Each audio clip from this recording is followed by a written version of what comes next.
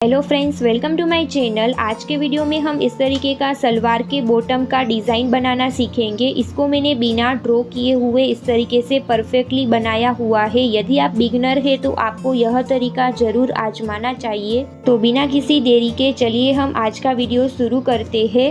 सबसे पहले हमें हमारे सलवार की रॉन्ग साइड पर हमारी बुकरम की पट्टी को अटैच करना है। बुकरम की पट्टी को नीचे से हमें 1/2 इंच का फैब्रिक छोड़ते हुए इस तरीके से प्रेस की मदद से चिपका देना है। मैंने यहाँ पर बुकरम की पट्टी की जो चौड़ाई है वो 1 इंच रखी हुई है। अब हमने जो 1/2 इंच का फैब्रिक छोड़ा हुआ था उसे हमें इस तरीके से फोल्ड करना है और सिलाई लगा लेनी है।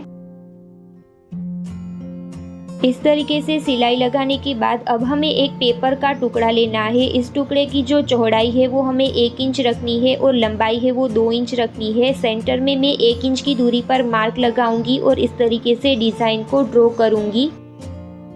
इस तरीके से ट्रायंगल वाला डिज़ाइन ड्रॉ करने के बाद एक्स्ट्रा पेपर के टुकड़े को कट कर देंगे। अब हम इस पेपर के टुकड़े को हमारी मोहरी पर इस तरीके से रखेंगे और इसकी किनारी पर हमें सिलाई लगानी है। पेपर के टुकड़े के ऊपर हमें सिलाई नहीं लगानी है। यहाँ से जब हम मशीन को घुमाएंगे तब हमारी जो सुई है वो इस तरीके से फैब्रिक के अंदर होनी चाहिए। यहाँ किनारी पर सिलाई लगाने के बाद इसी पेपर के टुकड़े को हमें आगे की तरफ इस तरीके से रखना है और हमारा डिज़ाइन है वो मोहरी पर तैयार करते जाना है। इसी तरीके से आप दूसरा भी कोई डिज़ाइन है वो पेपर के टुकड़े के ऊपर बना सकते हैं और इस तरीके से आप सिलाई लगाएंगे तो आपको यह वाला जो डिज़ाइन है वो इस तरीके से मोहरी में ड्रॉ करने की ज़रूरत भी नहीं होगी।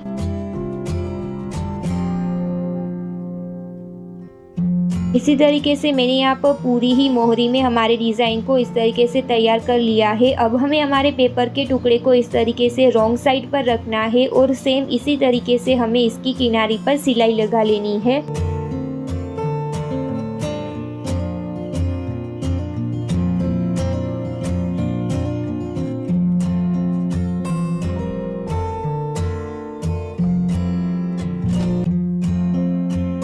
इस तरीके से हमारा जो डिज़ाइन है वो बहुत ही ब्यूटीफुली यहाँ पर तैयार हो गया है। अब हमारा जो पेपर का टुकड़ा है उसे हमें 0.1 इंच की दूरी से इस तरीके से कट कर देना है।